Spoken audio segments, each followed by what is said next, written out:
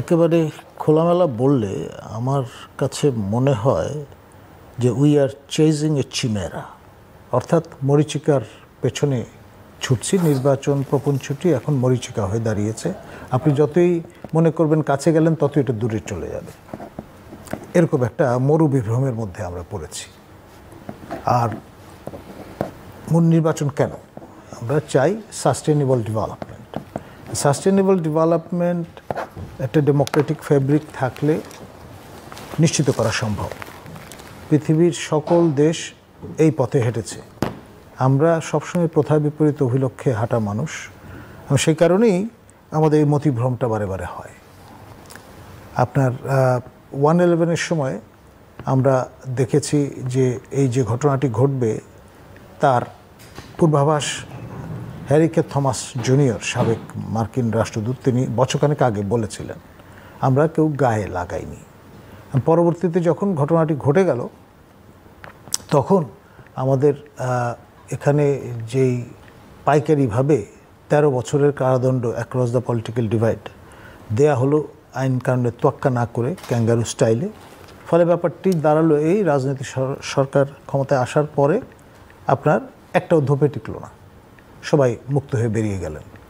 এই যে জনগণের করের টাকা খরচ করে এই যে সার্কাসগুলো হলো, এইটা আসলে উচিত ছিল গণতান্ত্রিকভাবে নির্বাচিত বা রাজনৈতিকভাবে নির্বাচিত সরকার আসার পরে এই বিষয়গুলো যদি শালতামামি হতো, কেচে গণ্ডুস করা হতো, তাহলে ভবিষ্যতে কেউ আর জনগণের কষ্টার্জিত করের টাকা খরচ করে এ ধরনের এক্সপেরিমেন্টে যাওয়ার জন্যে শরিক হতেন না বা আগ্রহী হতেন না। দ্রুততম সময়ের মধ্যে রিচুয়াল যা আছে করে চলে যেতেন। এখন এই যে রিফর্ম মেজার, তা কার্যকর করার জন্যে যে জনগণের কী পরিমাণ টাকা খরচ হচ্ছে সেইটা প্রজেকশনটা থাকা দরকার। এক, তা না হলে আবারও কিন্তু ব্যর্থ হওয়ার সম্ভাবনাই প্রবল থাকবে। এখানে আপনি খেয়াল করে দেখেন, প্রথমে রিফর্ম এবং সেই সঙ্গে বাংলাদেশের প্রধান ক্রিয়াশীল রাজনৈতিক দল বাংলাদেশ জাতীয়তাবাদী দলের পক্ষ থেকে বলা হয়েছে যৌক্তিক সময় তারা করবেন এটা। জামাতও প্রথম দিকে একমত ছিল, পরে তারা বলেছেন যে পর্যাপ্ত সময় দেওয়া যেতে পারে। এবং এটি এমনভাবে ন্যারেটিভটা আসলো যে আমাদের প্রতিবেশী রাষ্ট্র ভারতের সেনাপ্রধান তিনি বলে বসলেন যে আপনার যতক্ষণ পর্যন্ত এখানে ডেমোক্রেটিকলি ইলেক্টেড গভর্নমেন্ট না আসবে ততক্ষণ পর্যন্ত সম্পর্কটা ইঙ্গিত করলেন যে স্বাভাবিক হবে না। এবং পরবর্তীতে জয়শঙ্কর মহোদয় থেকে শুরু করে তারপরে মোদী সরকারের অন্য যারা স্পোক্সম্যান তারাও কিন্তু একই ধরনের বার্তা দেওয়া শুরু করলেন। এবং তার সঙ্গে আপনার বিএনপির যে ন্যারেটিভ তার সঙ্গে অনেকে মিলিয়ে ফেলার চেষ্টা করলেন, করে এক ধরনের স্টিগমাটাইজ করার চেষ্টা চলল। এবং তারও পরে আমরা দেখলাম আমাদের যিনি সরকারের স্পোক্সম্যান শফিক মহোদয়, তিনি তার মতো করে ব্যাখ্যা দেওয়া শুরু করলেন। তারপর আমাদের মাননীয় ধর্ম উপদেষ্টা কক্সবাজারে গিয়ে প্রথম বয়ানটা তিনিই দিয়েছিলেন যে শেখ হাসিনা 7 জানুয়ারি 24-এর যে নির্বাচনটি, তারপরে যে সরকারটি গঠিত হয়েছিল 7 মাস ক্ষমতায় ছিলেন, 7 মাস 5 দিন ফর এক্সাম্পল, এটা স্টিপুলেটেড পিরিয়ড ছিল আপনার 2029 পর্যন্ত। তো লজিক্যালি বাকি সময়টা তো আমাদের, এরকম একটা ইঙ্গিত তিনি করেছিলেন।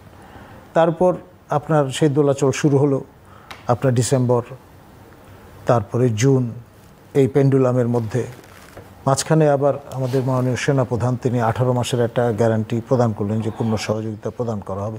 তারপরে কি হবে সেটা কিন্তু পরিষ্কার নয়, সহযোগিতা অব্যাহত থাকবে কিনা।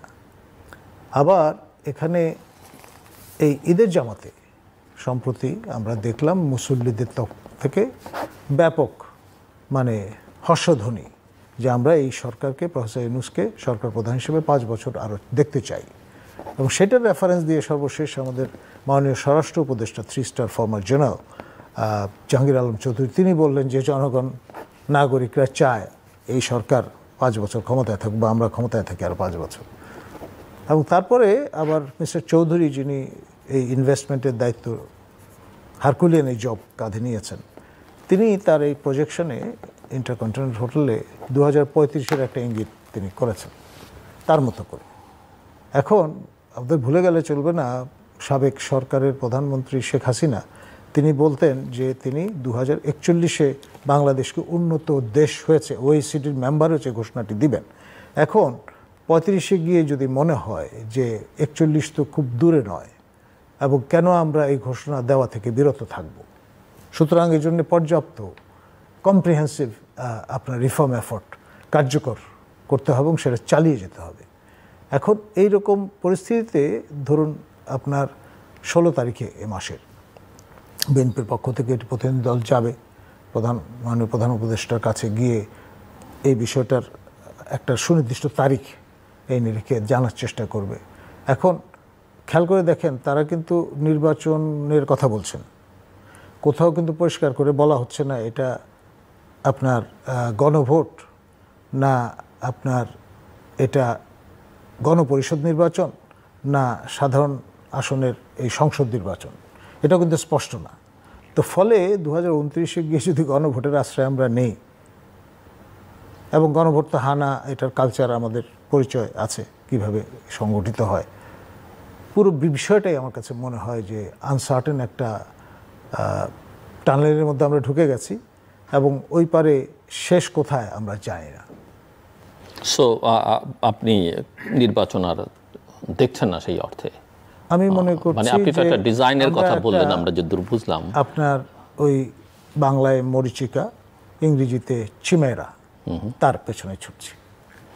ডক্টর জামাল উদ্দিন, আপনি কি মনে করেন?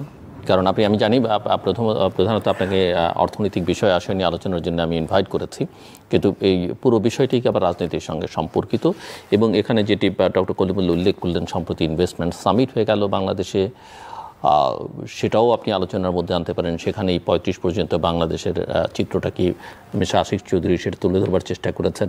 আবার একই সময় গতকালকে আমরা দেখলাম যে গাজায় যে সহিংসতা, তার নিন্দা জানিয়ে এবং প্যালেস্টাইনি জনগণের প্রতি সমর্থন জানিয়ে বাংলাদেশে মার্চ ফর গাজা কর্মসূচি পালিত হলো, এবং এর আগেই ইনভেস্টমেন্ট সামিটের আগে পরে বেশ কিছু ঘটনা ঘটেছে যেসব প্রতিষ্ঠানের সঙ্গে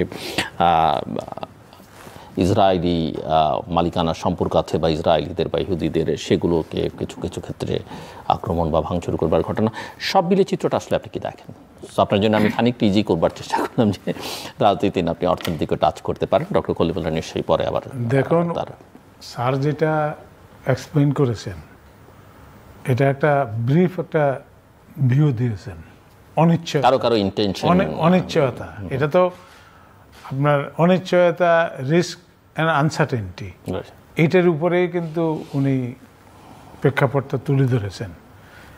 আর যেই দেশে অনিশ্চয়তা থাকে, নির্বাচন জাতীয় এই সমস্ত জিনিস নিয়ে, সেই দেশে আপনার স্থিতিশীলতা থাকে না, এবং সেই ক্ষেত্রে আপনার ধরেন যারাই স্থিতিশীলতা